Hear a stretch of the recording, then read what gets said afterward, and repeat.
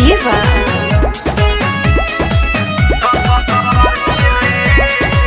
दहिया में होता बड़ा गर्मी रे है, भइल जवानी बेशर्मी रे है। दहिया में होता बड़ा गर्मी रे है, भइल जवानी बेशर्मी रे।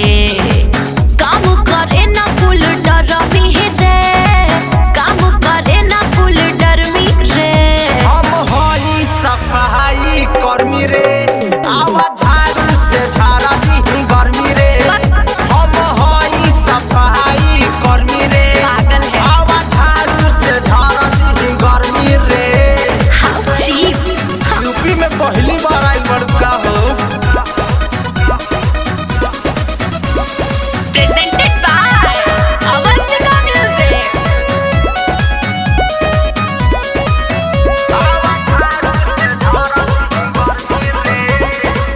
आवा कोरा में हमरा छाहे छाहे छाहे, काहे? गर्मी हम दूर कर दी लाहे लाहे लाहे। एकदम पिटौरी हो गइल बड़ा का। आहो का कले हो आई हम लगे तोहरा काहे काहे काहे, ढलबा तू गलते निगाहे गाहे गाहे। हमरा में बहा पड़ गर्मी रे, लहंगा में बहा पड़ गर्मी रे। हम हई सफाई कर्मी रे, अरे हटो। आवा लहंगा के साफ कर दी गर्मी रे। पागल हो क्या? हम हई सफाई कर्मी रे, हाँ। आवा लहंगा के साफ कर दी गर्मी रे। मार के मुंह तोड़ देंगे। तोड़ दे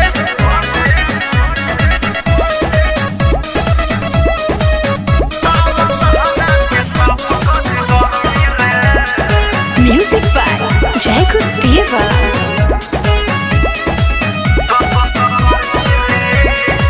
सुना ये हमारी रानी रानी रानी, बोलो। पीला नया हाथों के पानी पानी पानी। अच्छा तो पीला जवनिया ताजा रही। हाँ, सुना ये बिजेंदर तूफानी फानी फानी, बढ़ी जाई परेशानी सानी सानी।